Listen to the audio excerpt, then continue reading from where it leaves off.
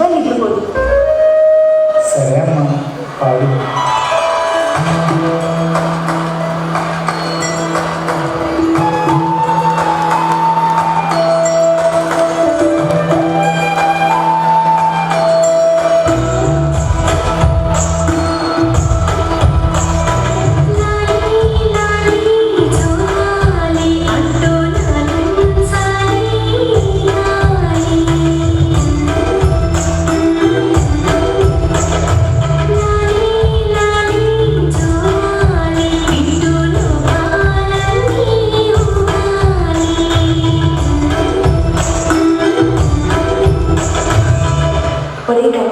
చిన్నప్పుడు మనం దాని ముద్దలు ఆడేవాళ్ళం, నీకు గుర్తుందా?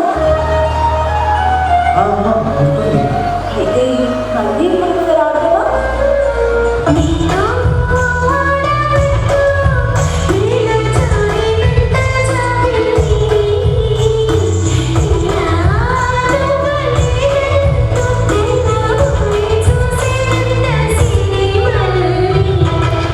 అమ్మా అమ్మా ఏమైందమ్మా?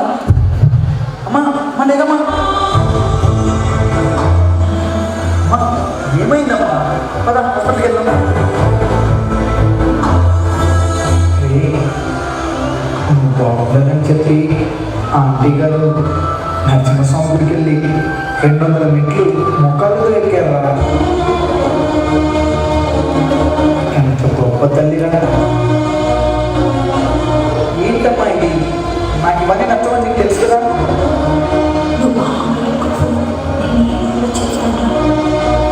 ఇంకోసారి ఇలా చేస్తే నా మీద ఉంటే నువ్వు రెస్ట్ తీసుకో, నేను వెళ్ళి ట్యాబ్లెట్స్ తీసుకొని వస్తాను. మామా నాకు కొత్త ఐఫోన్ రా, ఎలా ఉంది? సూపర్ రా. ఏం మామా ఐఫోన్ ఎప్పుడు కొన్నావురా? ఎంత అయ్యిరా? 1,25,000. 1,25,000 నువ్వు కొంటావా? అవునరా, కొంటాను. నీకంత సీన్ లేదు లేదా?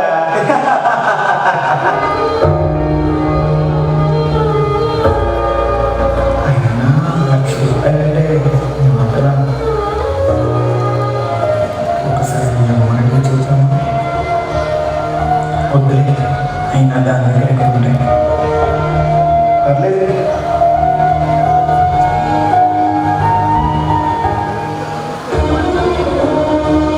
నా బిడ్డ సంతోషంగా ఉండాలంటే వాడికి ఎలాగైనా ఆశలు కొనియాలి.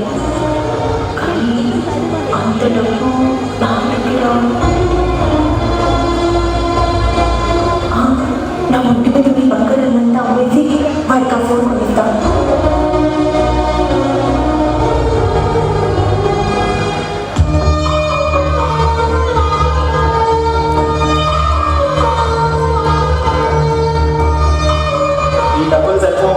ఇంకా కావాలి? ఇంకా కావాలా? అయ్యా, మీ షాప్లో ఏదైనా పని ఉంటే ఇస్తారా? చేస్తాను.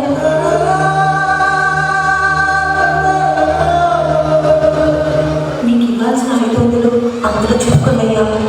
సరే అమ్మా, గ్లాసులు కొంచెం. అలాగేనయ్యా.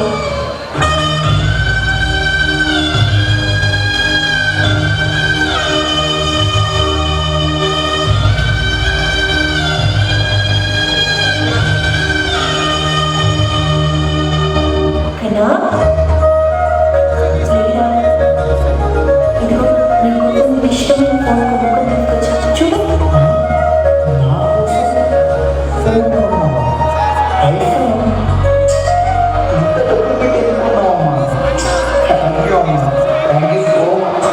Love you.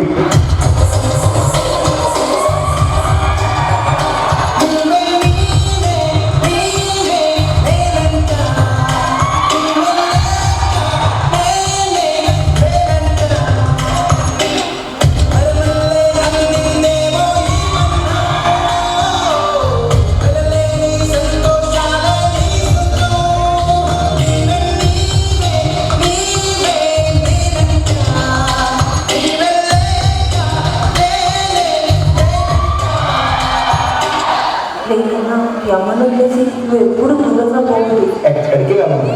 జన్మ జన్మలకి నువ్వే నా తల్లిగా రావాలని అది ఒకటి కోరుకుంటున్నాను.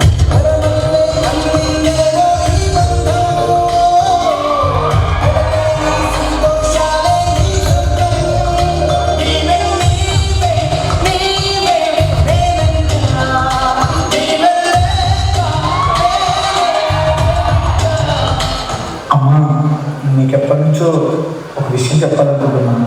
నేను ఒక అమ్మాయిని లవ్ చేస్తున్నా అమ్మా. ఆ అమ్మాయిని పెళ్లి చేసుకుందాం అనుకుంటున్నాను. ఈ అమ్మకి ఒక్క మాటలో చెప్పాలనిపించలేదా?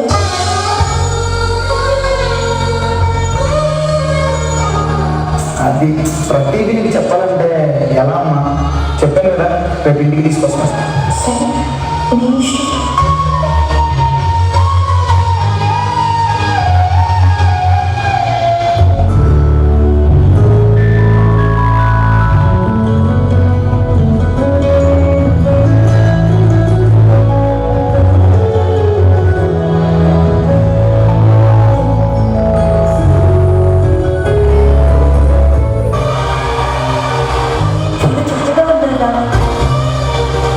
నా దిష్టి తగిలేలా ఉంది.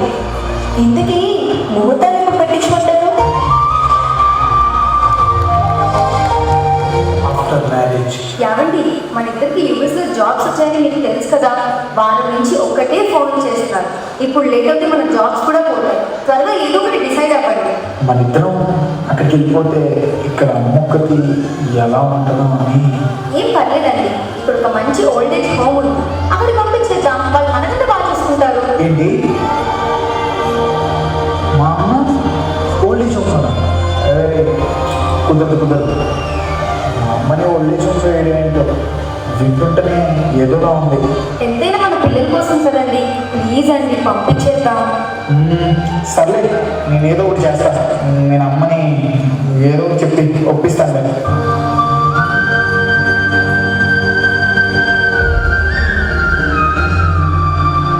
అమ్మా, యుఎస్ వెళ్ళాలని చెప్పాను కదమ్మా. ఇంతకన్నా ఏమన్నా? అది నాకు సరిగ్గా వినపడలేదు. మళ్ళీ ఒకసారి చెప్పు. ఈ ఓల్డ్ ఏజ్ హోమ్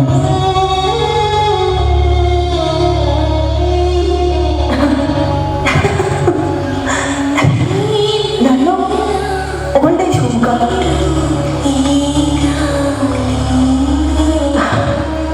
కన్నా నీకోసం ఓల్డ్ ఏజ్ హోమ్కి వెళ్ళా. నా నాన్న నుంచి వెళ్ళమన్నా వెళ్తాను కదా. సరే, మీ ఇద్దరు సంతోషంగా ఉండాలి. నేను ఎక్కడున్నా ఆనందిస్తాను. సరేనా? అమ్మా, లగేజ్ చదవమంటావా? వద్దు కదా, నేను నీకు చదువుకుంటాను. ఓకే, పంచు.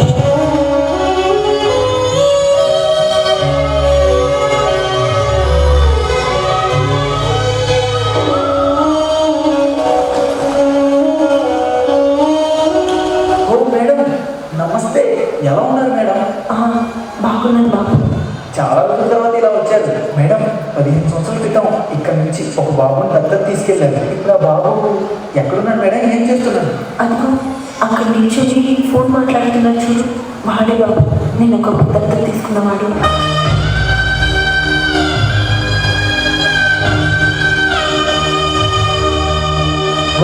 సూపర్ ఉన్నాడు మేడం, అద్దరిపోయాడు.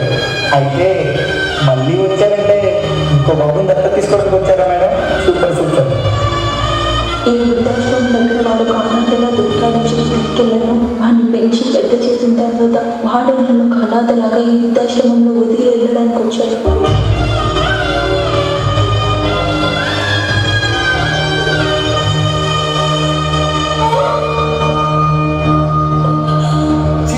అంత గొప్ప మనిషిని ఓల్డ్ ఏజ్ హోమ్లో ఎలా వేయాలనిపించింది నీకు? నువ్వు పుట్టినప్పుడు అందరూ గాలి పుట్టావు అంటుంటే అదేమి పట్టించుకోకుండా తను నిన్ను దత్తత తీసుకొని తన గుండెలో పెట్టి చూస్తుంది.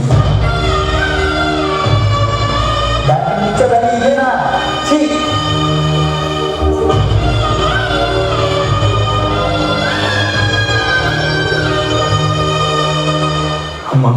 అమ్మా, నాతో మాట్లాడాలి. ఐఎమ్ సారీ అమ్మా, ఐఎమ్ సారీ. ఎక్కడో కాలేజీకుంటే నన్ను తీసుకొచ్చి గుండెల్లో పెట్టి చూసుకున్నావు. నన్ను క్షమించమ్మా, నన్ను క్షమించే. అయ్యో కదా, ఏమైంది కదా? పదమ్మా, మన ఇంటికి వెళ్దాం. నేను నీతోనే ఉంటానమ్మా, నేను నీతోనే ఉంటానమ్మా. నేను ఎక్కడికి పోనమ్మా, నేను నీతోనే ఉంటా. ఏడైతే ఈ అమ్మ ఎక్కడున్నా నీతో ఉండండి కదరా. నువ్వు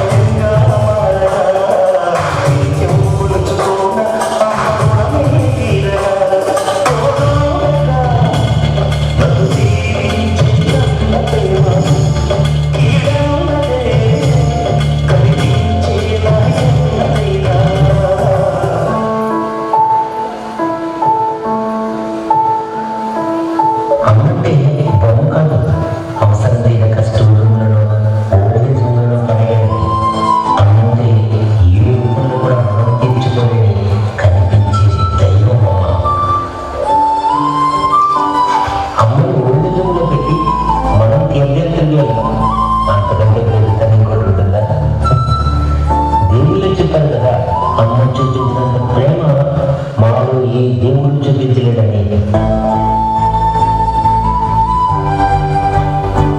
ఇంట్లో ఉన్న కమ్మతో మాట్లాడకుండా దేవుడి గదిలో బొమ్మల దండం కాదు, అన్ని చోట్ల మేముండలే కామని సృష్టించామని వాళ్ళు చెప్తుంటారు.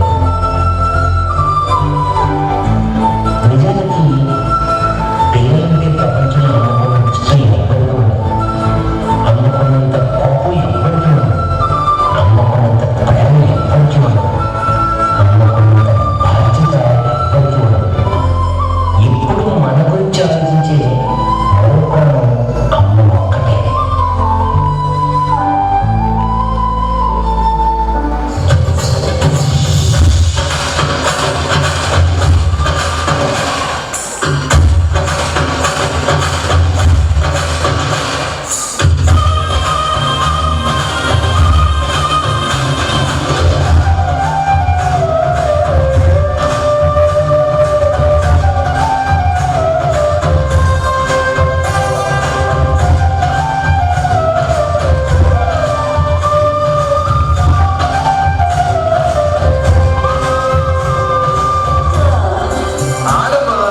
ఇక నా వల్ల కాదురా.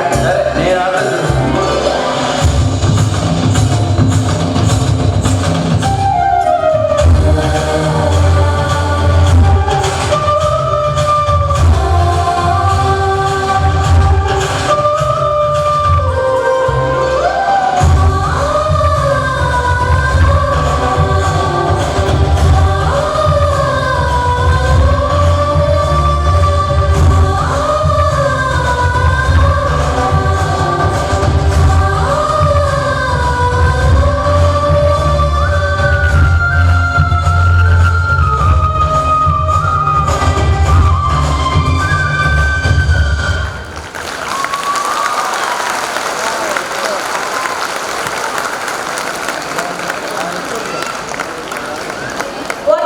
Heart touching drama. అమ్మ అమ్మ అనే పదము చాలా గొప్ప పదం. మాతృదేవోభవ అని ఫస్ట్ ప్లేస్ ఇచ్చింది అమ్మకే. కాబట్టి నేను యాక్చువల్గా జూబ్లీస్ రోడ్ నెంబర్ 5లో ఉండేవాళ్ళం మేము. యూసుఫ్ కూడా, శ్రీకృష్ణదేవరాయ కాలనీ, మధురా నగర్, జూబ్లీస్, షేక్పేట్, బంజారా హిల్స్, నందీనగర్ ఈ ఏరియాలందరిలో మేము 1982 నుంచి 2012 వరకు అక్కడే ఉండేవాళ్ళం మేము. దాని తర్వాత చిత్తూరుకు మూవ్ అయ్యాం.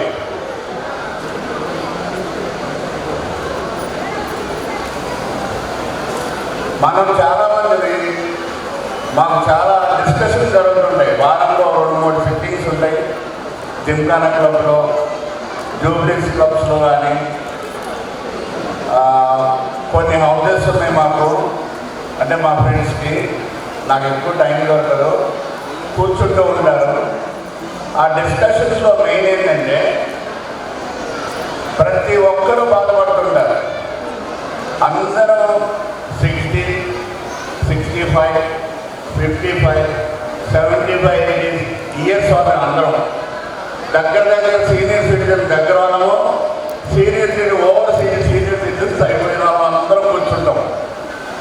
బాధపడుతూ ఉంటారు. ఏమైనా బాధపడుతుంటారంటే మనకి 300-400 కోట్లు సంపాదించాంరా, కానీ పిల్లలు దగ్గర లేరు, మనవళ్ళు దగ్గర లేరురా, మన బతుకులు ఎందుకు అంటుంటారు. ఏదిరా మన బతుకులు?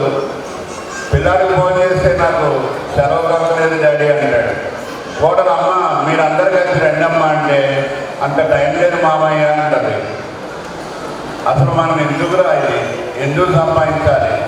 అసలు మన పిల్లల్ని మనం యుఎస్ ఎందుకు పంపాంరా, కెనడా ఎందుకు పంపాంరా, అసలు ఈ బయట పంపే పరిస్థితి ఏంటిరా మనకి అని బాధపడుతుంటారు ఎంతోమంది.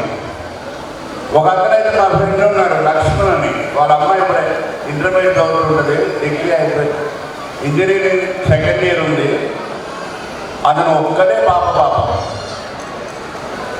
అతను అంటుంటాడు, వెంకట్ అన్న నేను మాత్రం పంపను, నా పిల్లని నా దగ్గర 10 ఉన్నాయి, 20 కోట్లు ఉన్నాయి, ఎంత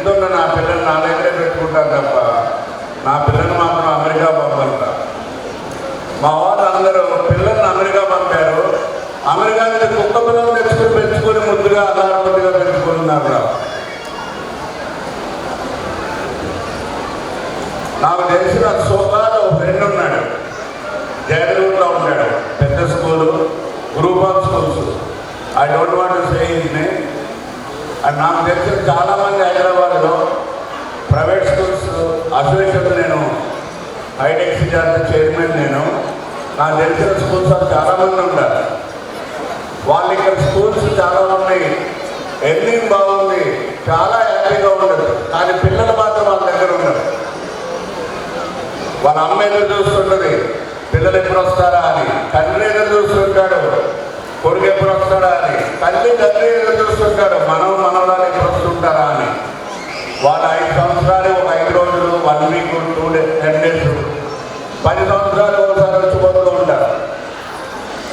నా చెల్లెలు కూడా అమెరికాలో ఉంటుంది, సెయింట్ లూయిస్లో. మా బావగారు ఉంటారు, మా అమ్మగారు నా దగ్గరే ఉంటారు. కానీ మా అమ్మగారి మనసంతా మా చెల్లెల మీదే ఉంటుంది. ఆమె గుండె మాత్రం అక్కడే, మనిషి మాత్రం ఇక్కడ. ఇలా మనం చెప్పాలంటే చాలా ఉదాహరణలు ఉన్నాయి. బాగా సంపాదించి ఇక్కడ కోర్టున్నారు కూడా చాలామంది అమెరికా తీసుకెళ్ళి అమెరికాలో పిల్లలు జాబ్ చేపిస్తారు. ఎందుకు జాబ్ చేపిస్తారో నాకు ఇప్పటికీ అర్థం కాదు. నేను మా బాబు అమెరికా వెళ్తానన్నాడు, ఎంఎస్ చేస్తానన్నాడు. నేను ఎంఎస్ చేయాలంటే నేను అమెరికాలో ఎంఎస్ చేస్తానంటే మంచిది, వీసాకి అప్లై చేయమన్నాను. వెళ్ళాడు, అప్లై చేశారు, కానీ రిజెక్ట్ అయింది. అది మా మంచిగా రిజెక్ట్ అయినట్టుంది. సో అతనికి వెళ్ళలేదు, మా దగ్గర ఉండిపోయాడు.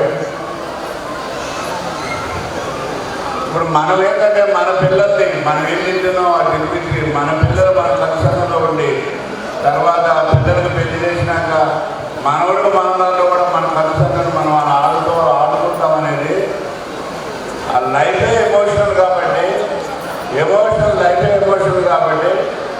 ఆ ఎమోషనల్ లైఫ్లో ఈ బాండింగ్స్ అన్నీ ఉంటాయి కాబట్టి ఆ బాండింగ్స్ని బాండ్ చేసుకోకుండా ఎమోషనల్గా ఆసక్తిగా ఉన్నాము.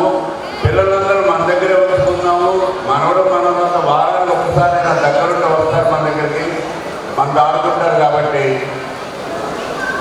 మనం పిల్లల్ని ఎంతో అవసరం వస్తే తప్ప అవుట్ ఆఫ్ కంట్రీ పర్మిషన్